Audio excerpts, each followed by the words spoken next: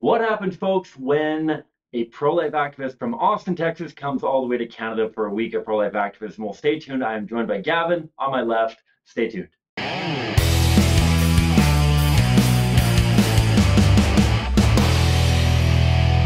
Hi, folks. My name is Cam. I'm the host of the Pro-Life Guys podcast, a show dedicated to equipping you with the tools that you need to have compassionate and compelling conversations so that together we can change minds, save lives, and transform our culture. And today I am joined in studio by none other than Gavin. Gavin, how you doing, sir? I'm doing excellent, Cam. Beauty. I am excited. So Gavin's been working with us up here in the Calgary office of CCBR for the last week or so. He's been connected with the team for quite a while now, doing some of our online presence stuff and some mock dialogue calls. We've had the pleasure of working with him, like I said, in person for about a week. It'll be a really cool opportunity to get his take on what this week has been like, what his journey has been like, and where he sees the conversational differences between Canada and America. I think it's super cool. I've been down to the States on a number of occasions to have conversations on college campuses. That's a lot of what Gavin's been doing over the last while that he's been involved in the pro-life movement. And so very curious to pick his brain, to compare notes, and to dive into it.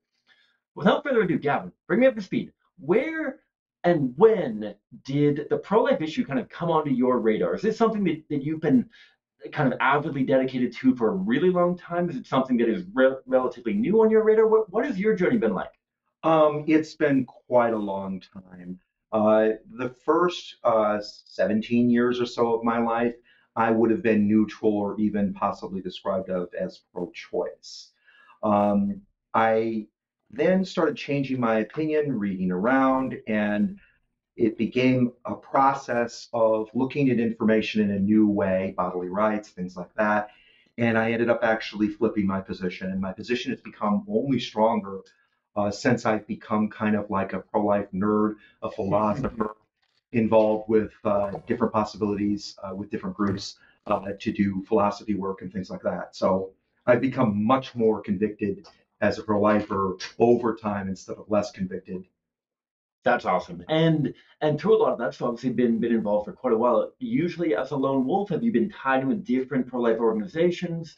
I know that right now you're coming in from Austin, Texas. I don't know if you've always been there. What have you been affiliated with other groups? Just as we start looking through the lens of what it's been like in this week, what groups have you been tied in with, if any?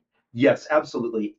I started to actually work with a varied slice of the pro-life movement. For one thing, I started doing kind of volunteer work for pregnancy centers, pregnancy resource centers. And in the Austin area in particular, the Georgetown Pregnancy Center, when they used to have garage sales and stuff, I would kind of hold down the fort because I'd be the only guy. Often we're kind of short on fellas. And so I'd stay overnight in kind of unusual circumstances. Then one of the most important pregnancy centers in Austin, the Austin Pregnancy Resource Center, now rebranded as Trotter House, did a reconstruction period, spending a bunch of money, and yours truly was involved in painting the inside of the facility with a long brush, spending long hours trying to paint it with what I will forever remember as eggshell white, which I will never get out of my mind. There were so many shades of white. So they did an amazing job, and it looks like $1 million in there. It has like chandeliers. You'd never recognize it, and I wouldn't trade it for the world. So that was my kind of donation phase, sort of as like an adult more now. Then a very big turning point happened in my life. In 2019, around August, a group that I still do a lot of work with now called Justice for All, which is actually in many respects kind of similar to CCBR, uh, gave an important dialogue from debate seminar at a university, a very small university, Trinity University in San Antonio, Texas. I met some of those people who are friends of mine, really, really close friends of mine to this day. I became involved. I was trained for dialogue instead of debating in an intensive course, and we hit the campus streets, so to speak. And ever since then, I've done many, many, many outreaches on college campuses with them, and I've been pretty successful at it. Then Coalition for Life, heavy volunteer aspect from 2019 to the present. That is another organization that kind of uh, helps people interface pregnancy resource centers, does prayer, advocacy, all sorts of stuff. So I am still doing volunteer work with them to this day as well. Very cool. Love it. And obviously a ton to unpack there. I'm particularly interested in, excuse me, Justice for All, JFA for all of you acronym junkies and whatnot. That is that Steve Wagner's group or who's running JFA? Yes, it is. Steve Wagner and his brother John Wagner are the main forces behind it, but there's a bunch of other people that have been there for years, including one dialoguer that has been there almost longer than everyone, even though she's amazing. And they have a main office in Wichita, Kansas. So they often do outreach depending on where they want to go. At WSU, which is Wichita State University, which is right close by, and they've done a bunch of events in Texas, which I got hooked up to, and they've done events as far away as UCLA in Los Angeles, California. I've been to that. Uh, they are very similar to an organization like CCBR or even Created Equal, but there are obviously some differences, which we'll cover in a minute here. Absolutely, and let's dive into that now. So 2019, August 2019, you say so you're getting involved, you're getting that debate to dialogue training, which I'd love to dive into. And since then, as we've gotten to know each other better and better through this week, and even before that, being able to appreciate not only the volume of conversations that you've been having, but also the depth of conversations. And I'm curious if you can kind of start cracking open for some people in the audience the nature of the conversations that you're having and maybe some trends that you've been observing. You've been doing a ton of stuff not only on campuses but also in other kind of urban settings and whatnot. And so what have been the main principles of approaching conversation that you've been kind of looking at, and what have been the main themes and takeaways from the conversations that you've been having? What have you noticed in all of the conversations that you've been having? Okay, that's a lot to unpack, but definitely, I would definitely say that over time, it has been increasingly difficult to get conversations because of what might be called a self-protection censorship kind of effect. And this is even in the United States, where a friend will notice that a conversation is going on that they are mistrustful of, or they think that you are setting them up for like a media interview or a YouTube podcast or something, and then not necessarily yours, but somebody's, and they try to say you don't have to talk to him, you don't have to interact with this person. So that has been an unfortunate trend that I've seen develop.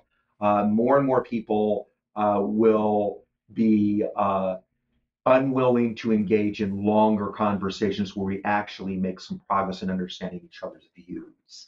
Gotcha. It makes a ton of sense. And obviously, unfortunately, that's something that we're seeing here in Canada. Not, I feel like that's a bit of the double-edged sword of, in many ways, the incredible ministry of people like Stephen Crowder and Matt Walsh and other people like that, these internet phenomenons, people that go on a campus or into train stations, whatever, and try to engage people.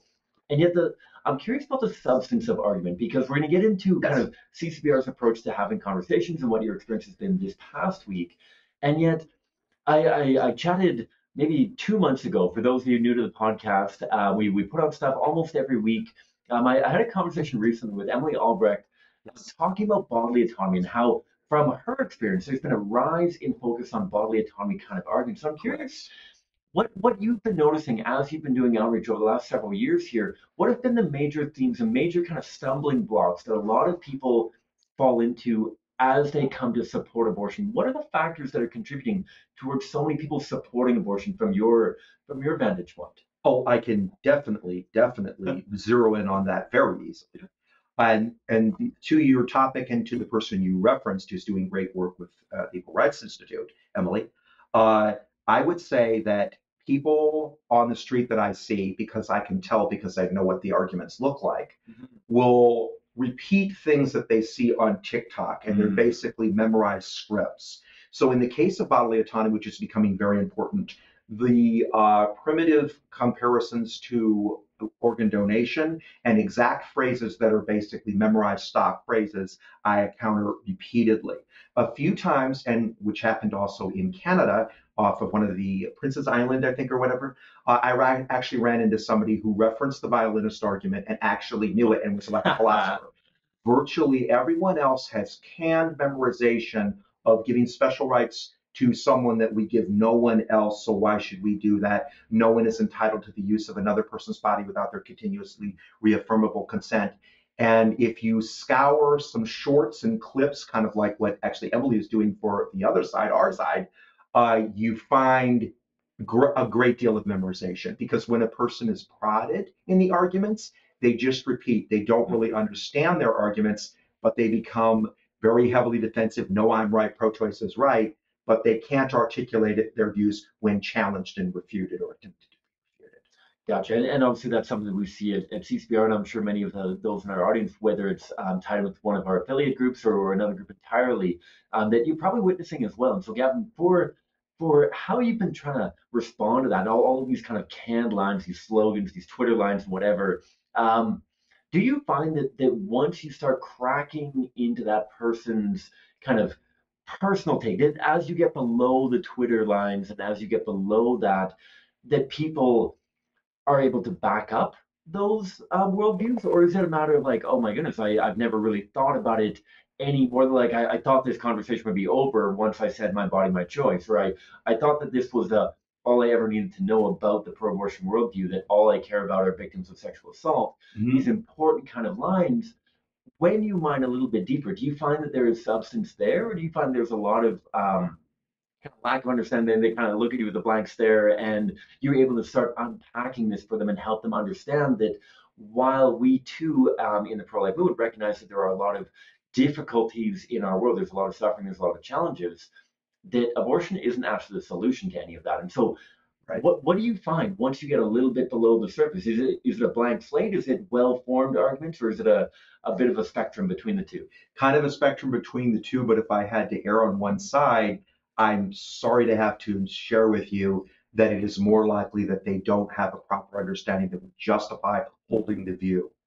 Gotcha. To be clear, something that I have made as an observational point, if you're familiar with Trent Horn and his works, recently I believe he did a fake debate where he took the pro-choice side and the other person took the pro-life side.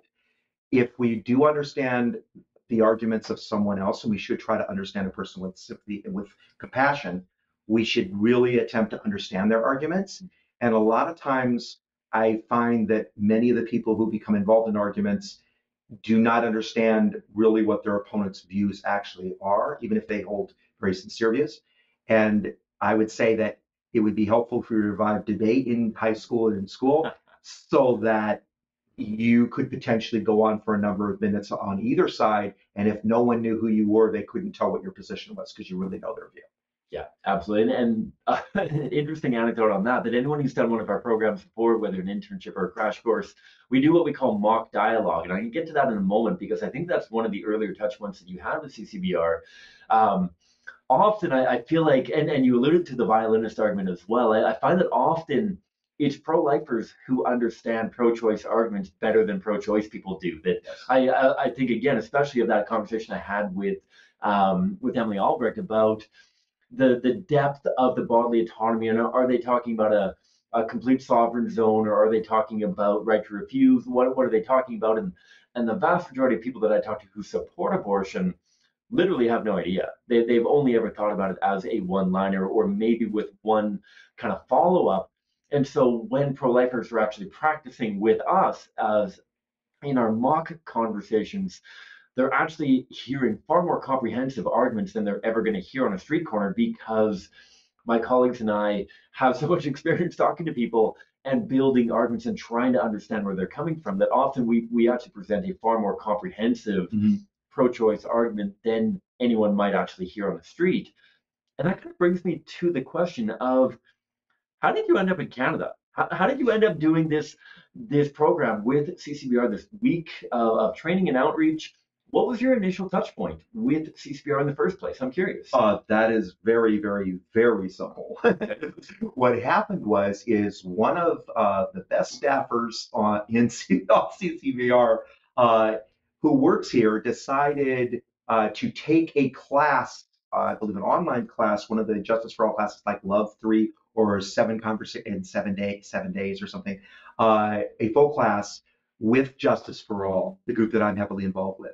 And what happened is then the other person, there was another person on the staff of Justice for All that decided to take one of CCBR's offerings. Yeah. And they were friends and knew each other. So I became introduced to a CCBR staff member. Then I began, one thing led to another, talking to them both. And then I started investigating CCBR stuff, and I was floored. I was shocked. I love the website. I started finding out about Jojo Ruba and Stephanie Gray and all this vast history. And then reading Jonathan Van Maren, one thing led to another. And just I became enthralled. Then the staffer for CCBR said, it'd be great if you could potentially come up here, because I had initially tried to come up here during like the pandemic. There was a crash course or some sort of reasonable offering that was similar to that. And that was basically not possible to attend because of a bunch of reasons.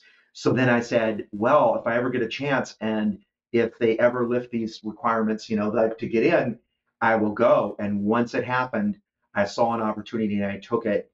And that's how I ended up here, because originally most organizations will require, if they have like a 2-month internship, you show up basically for that, or the 4-month. So they'll give you an abbreviated schedule if you can, but they're not going to give you a massive hyper abbreviated, what I call a drive-by internship, like where where they solve all the problems for you and make it all happen. And what I am just so very grateful for is that CCBR made everything happen for me. They just they pulled out every stop to make sure that this happened, and I'm just there's nothing I can say. Well, it's been a mutually positive experience. We've loved having you here. We're going to dive a little bit more into that experience. I'm curious though. So you kind of come into the lens of support through Christ Pregnancy Centers and then through JFA and and an approach, and then so you come in contact with CCBR, you go to the website. What was your initial take on the difference of approach? Because I know the Justice for All does a lot of similar style kind of conversation, still trying to build a ton of common ground. Not, but I think it's fair to say that there are not only substantial differences in the conversational format, but also in the outreach approach, particularly as it pertains to abortion victim photography. And I'm curious what your initial thoughts were in looking at a group like CCBR that does have a slightly different approach than Justice for All and some of the other groups that you kind of mentioned early on. What was your initial thought? We're more comfortable with what we're familiar with.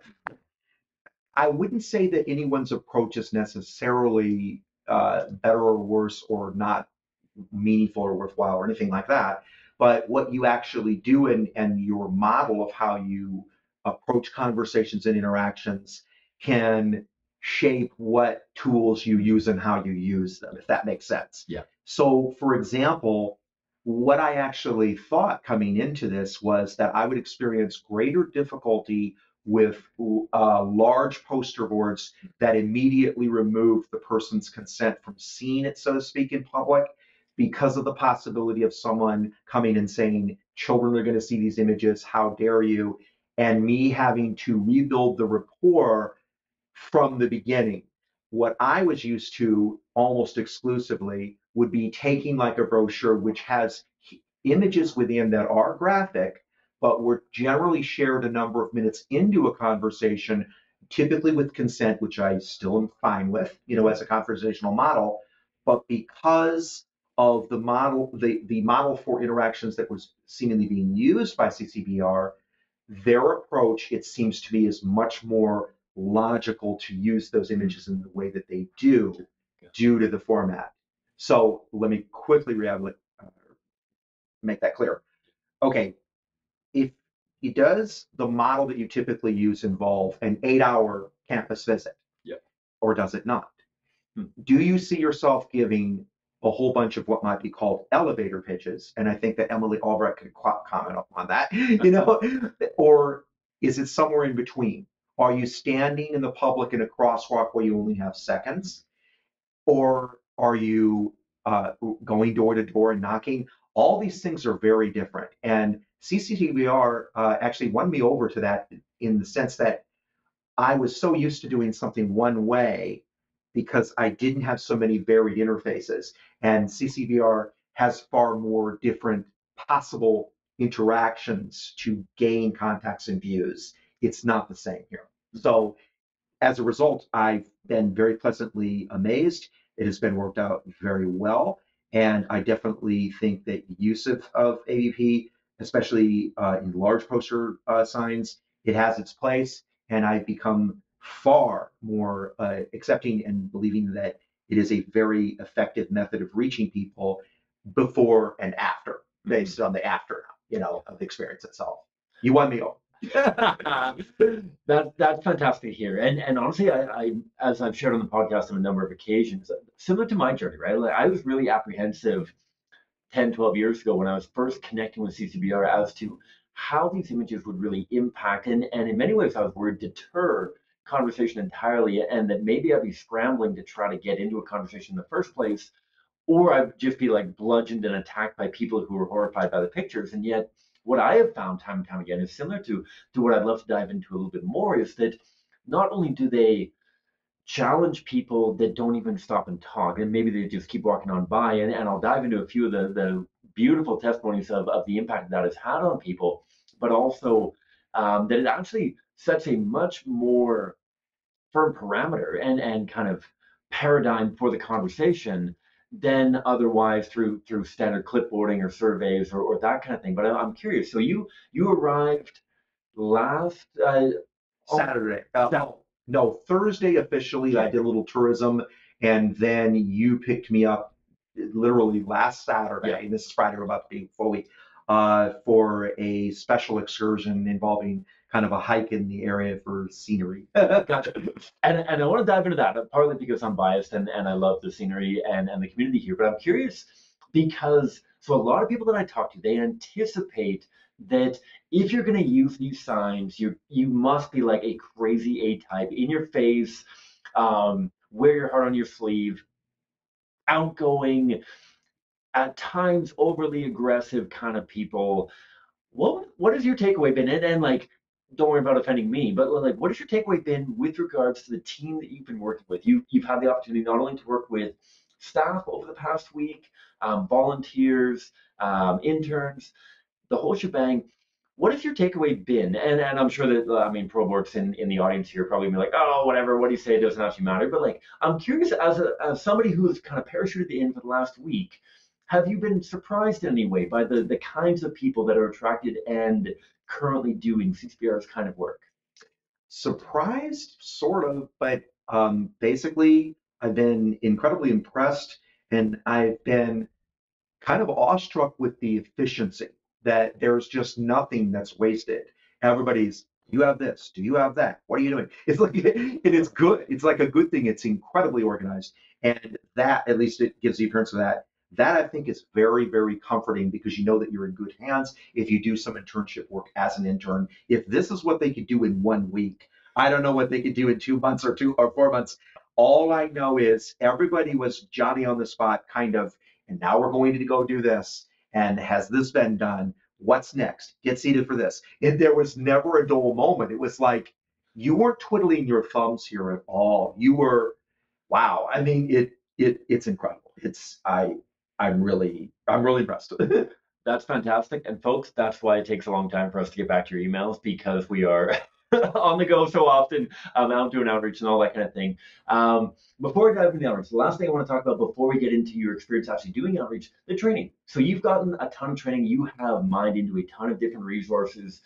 What was your takeaway on some of the coverage of talks about it? I know that our colleague Quina Casamayor, our volunteer, Calgary volunteer coordinator, provided a tremendous amount of training. I gave a couple of them. I think that a few other people may have tied in at different points.